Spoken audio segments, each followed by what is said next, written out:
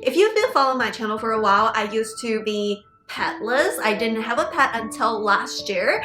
I never thought that I would be a cat owner because I never understood cats, and I actually don't have any family members that have cats. So I was not educated about cats at all until one day me and my husband were walking and then we adopted a stray cat, Simba. Simba chose us to be his owner and he followed us home, so we were like, let's just keep him. But definitely it's been a journey. Honestly, when we first adopted Simba, we didn't know what to do because we never owned a cat and we don't have a lot of family members that have cats. And honestly, this stray cat is definitely different from a lot of the cats I know that are owned or raised since they're baby by a lot of family and friends. So definitely there are certain things that I learned the hard way with scratches and bite marks, but in today's video I'm gonna share with you what I learned from adopting a stray cat, and maybe it will help someone out there.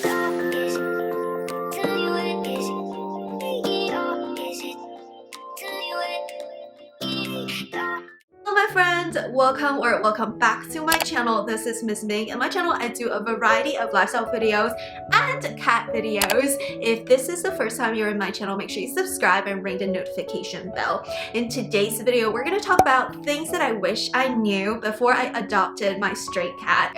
Are you ready? Let's get into today's video. The first thing I wish I knew is that not every cat likes to be held.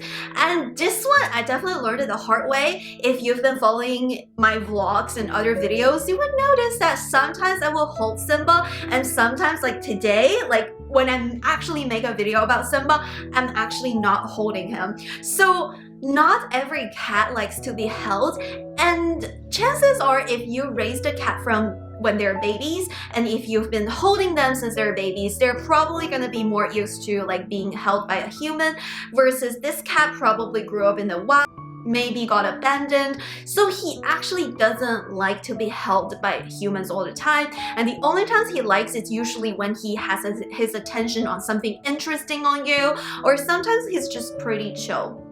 But the first thing I wish I knew is that cats are moody, and you really have to see when they are okay to be held and when they're not really in a mood. If you hold them when they're not in a mood, look at this bite marks, scratch marks, and it's just not gonna be pretty. So the first thing I wish I knew is that even though there's so many online videos and Instagrams having their owners holding their cats, they're so cute and they're just cuddling with their owners, not every cat likes to do that, especially when it comes to stray cats, because you don't know what happened in their childhood. You don't know what happened before they knew you. Maybe they were hurt by a certain human, maybe they were abandoned, maybe they were just never used to being held. So definitely don't try unless you see an opportunity, and just try it with caution. So wear super cushioned jacket just in case your cat decides to scratch you.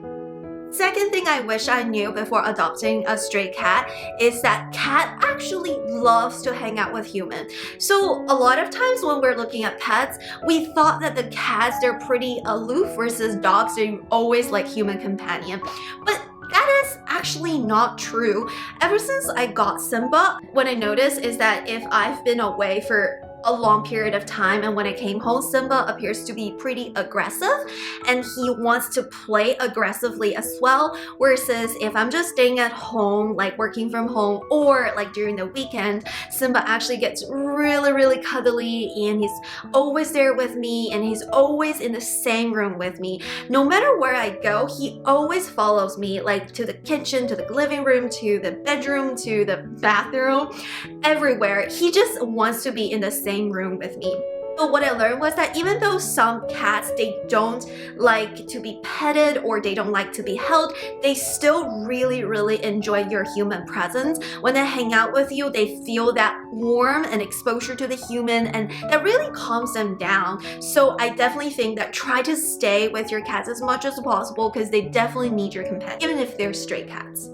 The third thing that I wish I knew was that cats actually need playtime, especially when you have a previously pretty active cat that are like roaming in the wilderness, or if you have a pretty young boy cat, like he's young, he's active, he has a lot of energy, and if you don't give him the playtime, he will start to have behavior issues. He will start to scratch things, he will start to try to attack you, to try to play with your legs and stuff like that. So what I noticed is that different cats actually like to play different toys.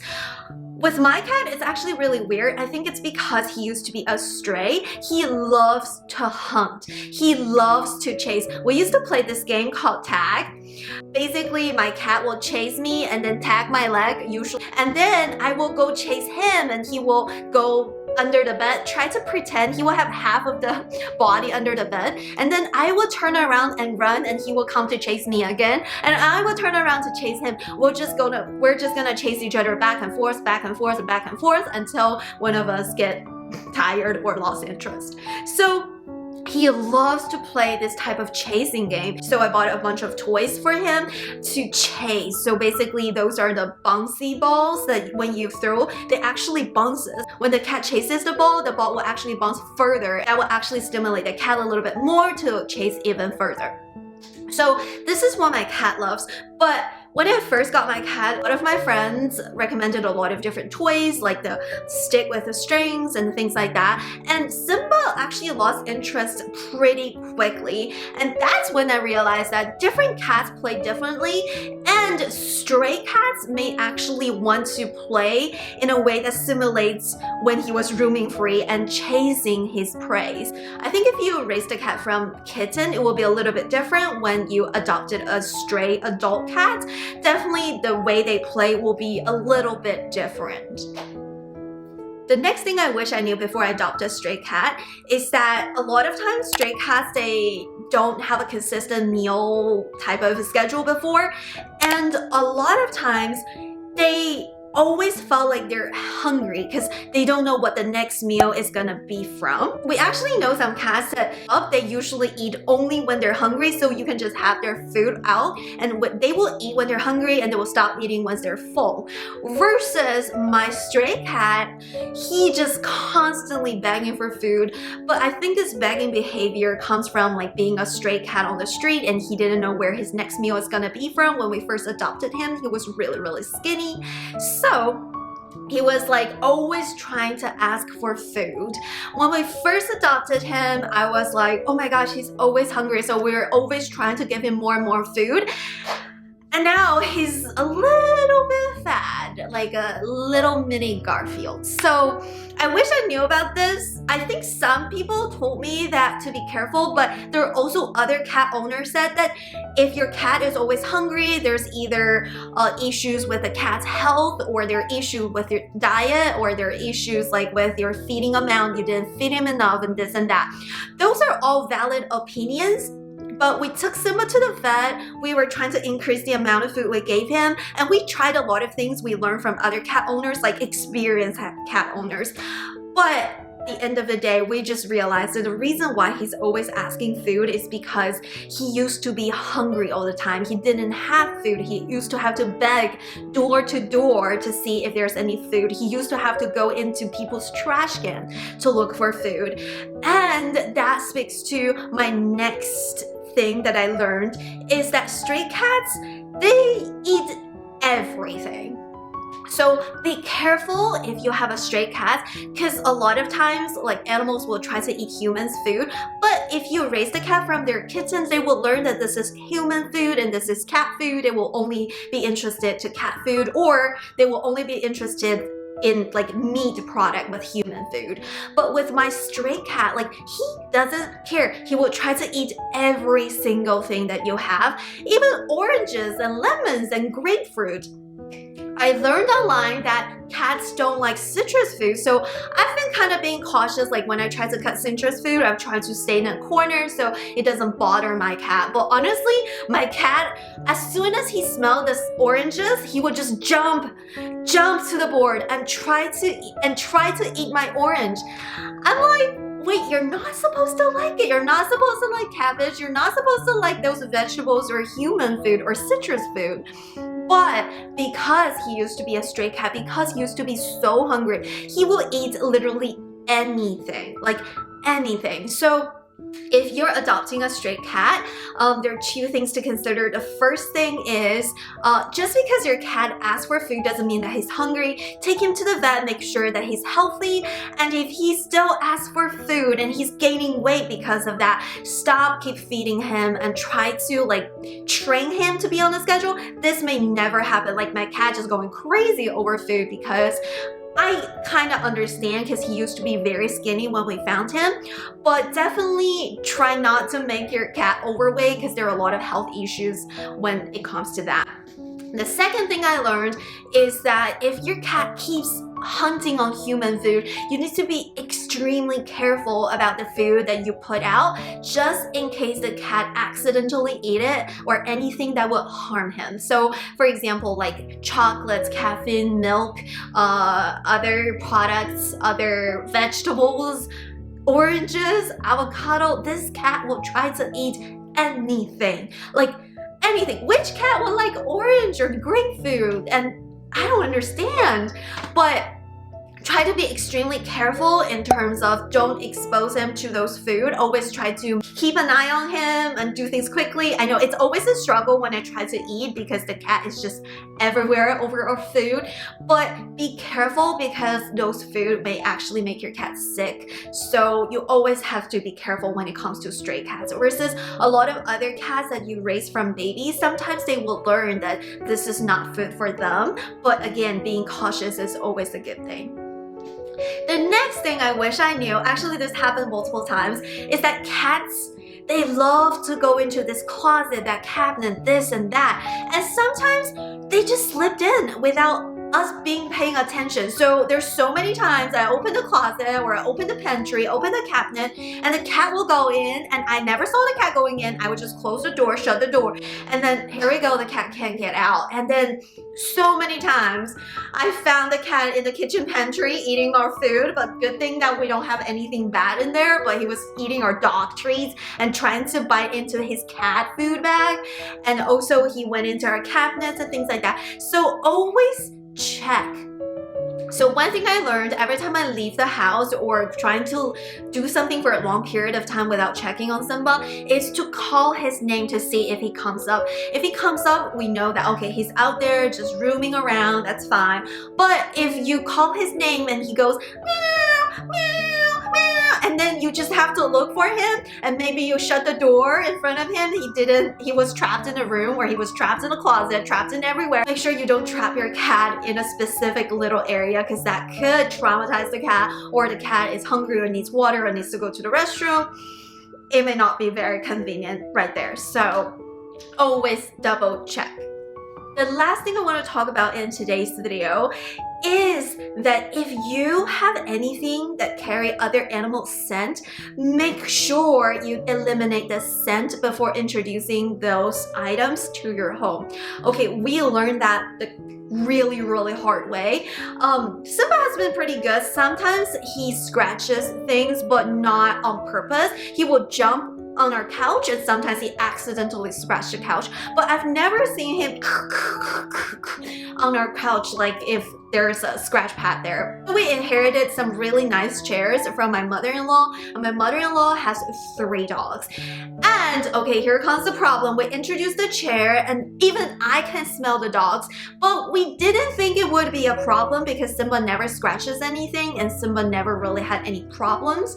And at first he was okay, but then as soon as we left the room and then I came back home, I just saw all the scratch marks all over those chairs. Again, Simba never scratched our couches. We have several leather couches and Simba has been really cool. There are 1 or 2 scratch marks, not on purpose. But it seems that Simba was really intentionally scratching those chairs. Like those chairs now look really bad. It looked like they're in a very bad condition. So I actually didn't know about this, so I asked a lot of different cat owners, and then I realized that Simba was really mad at those chairs because they carry different animal scent. And cats are very territorial, especially this stray cat who's been roaming in the neighborhood, and there have been dogs and other stray cats, and Simba has been very aggressive to other stray cats because he had to protect his territory, because those are the trash cans that belong to him. At night, he can go into the trash cans to eat food. So this may or may not happen to other cats who may or may not be stray cats before, but because he has been in this type of territorial fighting area on the streets, he's a stray cat, he is very protective with his scent and his territory.